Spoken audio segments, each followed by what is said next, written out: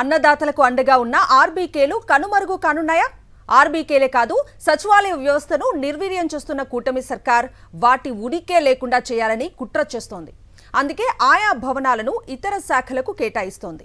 విత్తు నుంచి పంట విక్రయం వరకు రైతన్నకు చేదోడుగా ఉన్న ఆర్బీకేలు కాలగర్భంలో కలిసినట్టేనా? ఆర్బీకేలు గ్రామ సచివాలయపై కూటమి నేతల కన్ను పడటం దేనికి సంకేతం?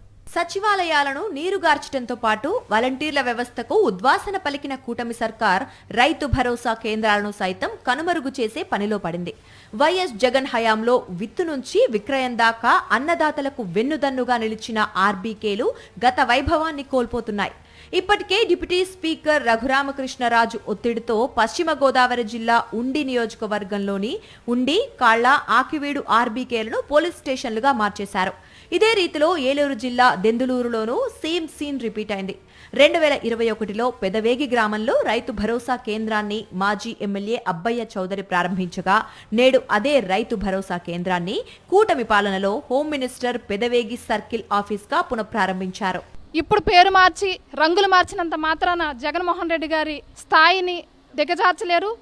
అలాగే ఎవరు కట్టించారు అనేది ప్రజల మనసులో నుంచి తీసివేయలేరు.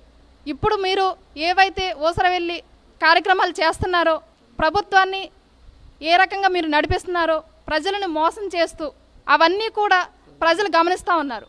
దెందులూరు నియోజకవర్గంలో సచివాలయాలు, రైతు భరోసా కేంద్రాలు, వైఎస్ఆర్ హెల్త్ క్లినిక్లు అన్నీ కలిపి దాదాపు 250 ఉన్నాయి. నాడు నేడు పథకంలో భాగంగా ఎన్నో పాఠశాలలు ఆధునికీకరించారు. పెదవేగిలో నిర్మించిన రైతు భరోసా కేంద్రాన్ని పోలీస్ స్టేషన్లుగా మార్చారు. 2023లో పెదపాడు గ్రామ సచివాలయాన్ని మాజీ ఎమ్మెల్యే అబ్బయ్య చౌదరి ప్రారంభిస్తే, నేడు అదే సచివాలయాన్ని పోలీస్ స్టేషన్గా హోమ్ మినిస్టర్ తిరిగి పునఃప్రారంభించడంపై సర్వత్రా విమర్శలు వ్యక్తమవుతున్నాయి. ఆర్బీకేలని ఆర్ఎస్కేలుగా మార్చుతారో, మీరు ఎట్లా మారుస్తారో రైతు సేవా కేంద్రాలుగాను, ఆర్బీకేలుగాను, రైతు భరోసా కేంద్రాలను నడపండి. అంతేగాని వాటిని తీసుకెళ్ళి పోలీస్ స్టేషన్లుగా మార్చే పద్ధతి మంచిది కాదు. ప్రభుత్వం ఇటువంటి చర్యలు మానుకోవాలి. నిర్మాణం చేసుకోవాలి. పోలీస్ స్టేషన్ కావాలన్నా లేకపోతే ఇంకోటి కావాలని నిర్మాణం చేసుకోవాలి. కానీ సచివాలయాలని, రైతు భరోసా కేంద్రాలని ఈ రూపంగా మార్పు చేయడం ద్వారా అక్కడ ఉండేటటువంటి రైతాంగానికి ఉపయోగపడేటటువంటి కేంద్రాలు ఉపయోగపడకుండా పోతాయి.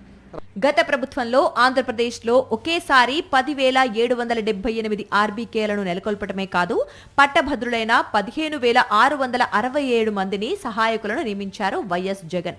గ్రామ స్వరాజ్యంలో ఎంతో కీలక భూమిక పోషించిన ఆర్బీకే గ్రామ సచివాలయాలను నిర్వీర్యం చేసి వైఎస్ జగన్ ముద్రను చెరిపేసేందుకు కూటమి ప్రభుత్వం కుట్రలకు తెరతీసింది.